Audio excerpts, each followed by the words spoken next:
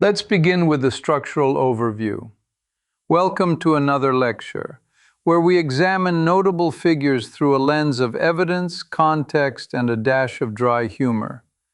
Today our subject is Karl-Anthony Towns Jr., known universally as Cat, a seven-footer whose jump shot has, as it were, rearranged floor geometry in the modern NBA. I am Professor Alexei, and with me is Priyanka, whose questions often save us from our own assumptions. Hello everyone. I'm Priyanka, and I guess we can start by thinking about Kat as both a player and a kind of case study in how basketball roles evolve. It makes me wonder how much one person's skill set can shift an entire position. To frame our discussion, Kat is an American professional basketball player, born in November 1995 in New Jersey to Karl Towns Sr. and Jacqueline Cruz. And importantly, he embraces his Dominican heritage. He has represented the Dominican Republic internationally. He is a six-time NBA All-Star and a three-time All-NBA selection. After 9 seasons in Minnesota, he was traded to the New York Knicks in October 2024, became a focal point at Madison Square Garden, and helped the Knicks reach the 2026 NBA Finals, their first since 1999. Maybe the best place to begin is by asking a simple question.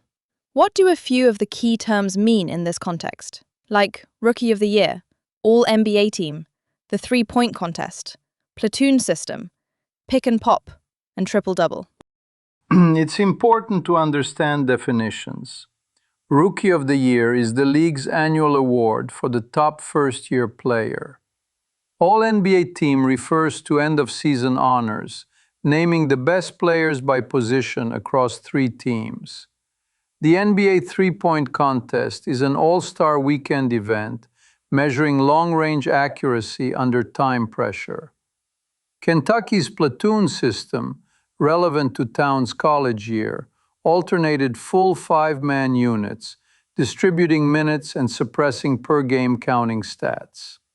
Pick and pop describes a screen where the screener then moves to open space on the perimeter for a jumper rather than rolling to the rim. A triple-double is double digits in 3 of the major categories, often points, rebounds, and assists. As we continue, why is Cat relevant beyond the box score? Fundamentally, he is evidence that the center position can be both a high-volume, near 40% three-point shooter and an elite rebounder. This duality forces defenses into uncomfortable trade-offs. Hedge too high, and he punishes you inside. Sag too low, and you concede threes. Historically, the NBA undervalued big man shooting.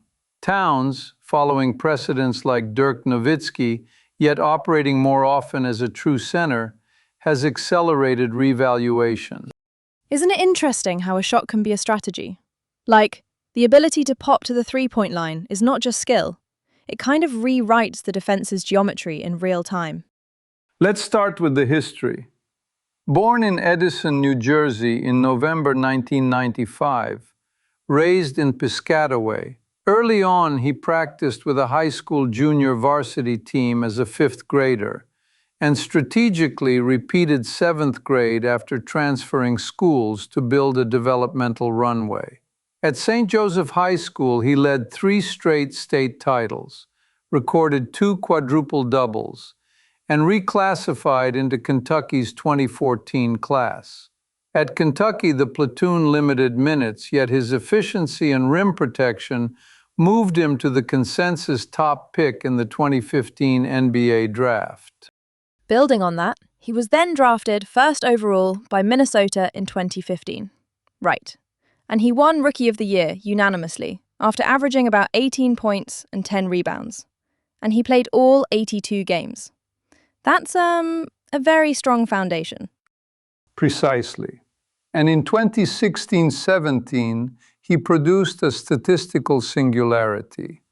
The only NBA season on record with at least 2,000 points, 1,000 rebounds, and 100 made threes. Subsequently, he evolved into a perennial all-star. Notable scoring nights include a 60-point outburst in March 2022 and a franchise record 62 in January 2024. Internationally, he averaged 24.4 points at the 2023 FIBA World Cup with the Dominican Republic.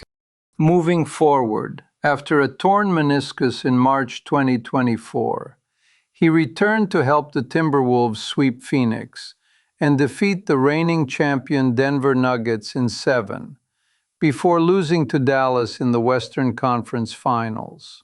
Traded to the Knicks in October 2024, he delivered multiple 40-point games, earned Eastern Conference Player of the Month in December, and by 2026, he had recorded multiple playoff triple-doubles as New York swept consecutive series to reach the NBA Finals.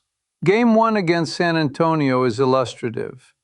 18 points, 12 rebounds, 4 assists, and notably effective defense on Victor Wembanyama, as the Knicks erased a 14-point second-half deficit. And if I may add, he became the first center to win the NBA three-point contest in 2022, which feels like a symbolic line in the sand for the position. Also, his blend of elite three-point shooting and rebounding gives coaches, lineup flexibility that used to be rare. Turning from on-court to off-court matters, it is worth noting the human dimension. In April 2020, Kat's mother, Jacqueline Cruz, died from COVID-19. He has spoken publicly about losing multiple family members. In 2024, he received the Kareem Abdul-Jabbar Social Justice Champion Award for sustained advocacy on voting rights, including support for reform in Minnesota and producing the short documentary Forgiving Johnny. These details matter because they often shape leadership and public voice as much as on-court output. A brief personal note. Years ago in a seminar, we sketched the classic center as a low-post anchor with limited perimeter gravity. When Kat arrived, our chalkboard arrows suddenly bent outward to 25 feet. I remarked half-jokingly that the paint was now a cul-de-sac and the arc had become a highway. By 2026, at Madison Square Garden, that highway looked very busy indeed. That was helpful to think through, actually. Let's transition to 3 big questions. First, historically, how did Towns' skills help redefine the center position? Second, counterfactually, what if he had not torn his left meniscus in March 2024? Third, presently, how might his defense continue to improve? We will take them in order. Big question 1. For decades, the center archetype was vertical gravity, rim protection, and post-scoring. Shooting was a luxury, not a requirement. Kat inverted the priority list. With career-long three-point accuracy hovering near 40% on significant volume and elite defensive rebounding, he obliges opposing fives to close out 25 feet from the rim. This opens driving lanes and enables 5-out spacing, or, alternately, power forward minutes alongside a dedicated rim protector without sacrificing offense. We observe inflection points, winning the 2022 three-point contest as a center, the 2016-17, 2000, 1000, 100 season, and surpassing 1,000 made threes before age 30, while also eclipsing 15,000 points and 7,000 rebounds by November 2025. In New York, his elbow hub facilitation produced playoff triple-doubles, demonstrating that spacing and passing can coexist at scale in a 7-footer. I'm curious about precedent. How much of this shift belongs to Kat specifically, and how much follows from earlier players, like Dirk Nowitzki, or, stretch bigs more broadly? Speaking of precedent, Dirk Nowitzki is the canonical example of a seven-footer normalizing perimeter shot creation, but primarily from the power forward slot. Kristaps Porzingis added shot blocking plus range, yet with different rebounding and usage patterns.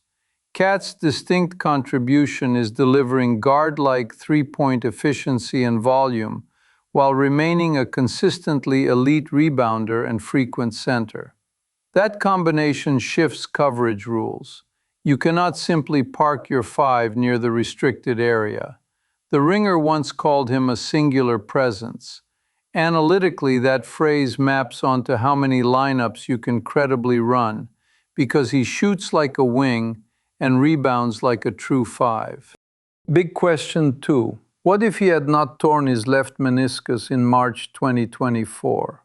Context first. Before the injury, he posted the 62-point game in January and 50 points in the All-Star game. The meniscus tear interrupted rhythm and conditioning, though he returned for the playoffs to help Minnesota sweep Phoenix and defeat Denver in 7, then fell to Dallas in 5 in the Western Conference Finals.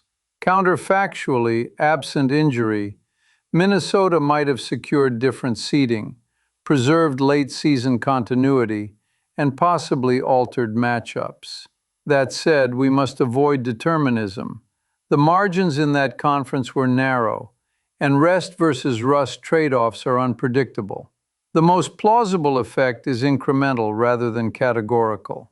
A healthier spring likely improves offensive timing and on-court chemistry, which, over a 7-game series, can manifest as one extra late-game execution win. Whether that pivots a conference final is, in statistical terms, non-trivial but unprovable.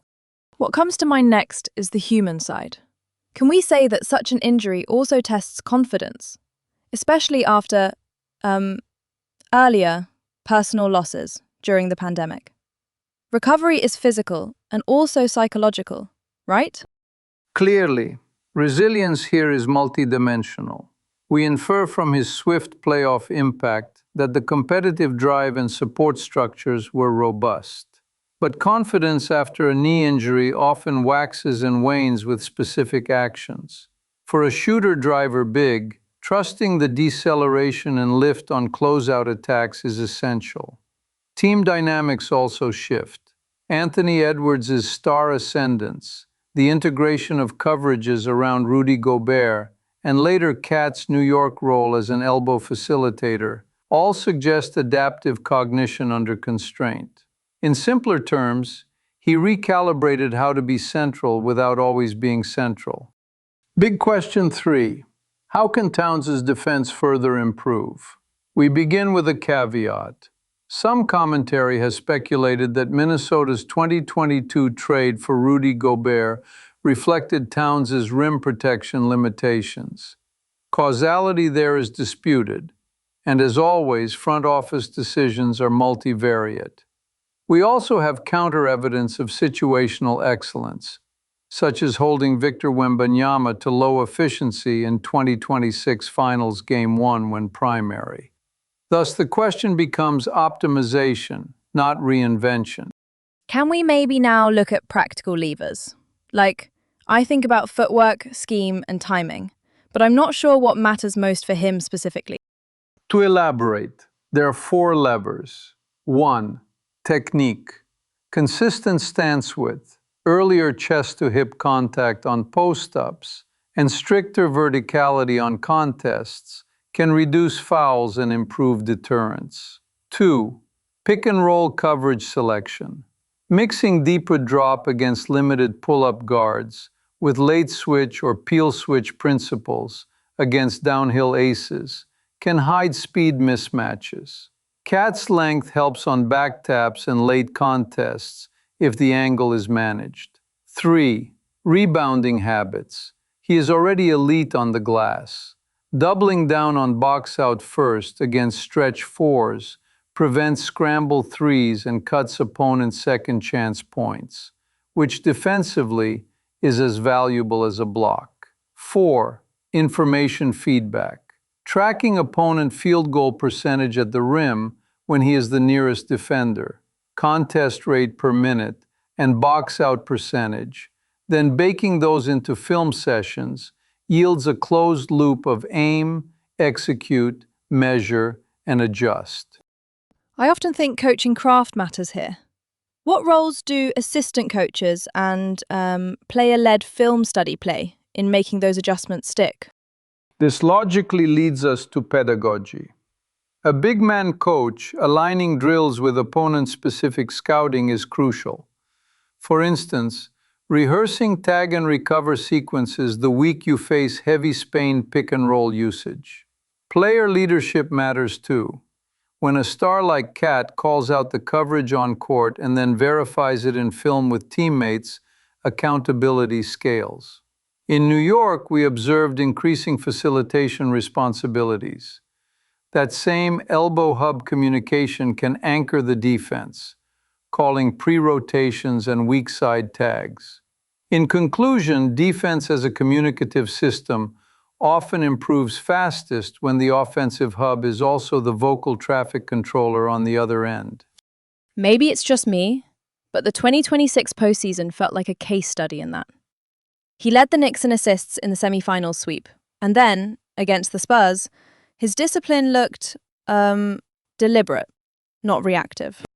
Agreed. And a brief but necessary media note. During 2024-25, there were reports of internal frustrations in New York regarding his defensive habits. Such accounts, often reliant on anonymous sourcing, provide signals but not complete state space coverage.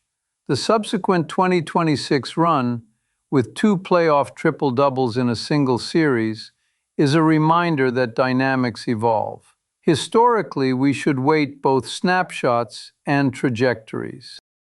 So, yeah, moving on to a quick summary. Kat redefined what a centre can look like. The 2024 injury invites a careful what if, and defense looks like an optimization problem with good evidence for progress. Did I miss anything essential? Only an epilogue. By November 2025, he became the youngest player to reach at least 15,000 points, 7,000 rebounds, and 1,000 made threes, and one of only 6 under 30 with 15,000 points, 7,000 rebounds, and 2,000 assists. As a symbol, that composite says the quiet part loudly. Versatility has become the new orthodoxy. We can infer that future bigs will be trained to shoot first, pass second, and only then post. Kat did not author that book alone, but he wrote several crucial chapters. To summarize, we examined Karl-Anthony Towns Jr. as a catalyst for the evolving center. We entertained a careful counterfactual about 2024, and we outlined a practical path for defensive refinement. For further study, consider tracing the lineage from stretch fours to modern fives, from Nowitzki through Towns, and onward to today's hybrid bigs. Thank you for listening to another lecture. We appreciate your attention and your curiosity. Thank you, Professor, and thank you to everyone for joining us. Maybe that's something we can come back to later.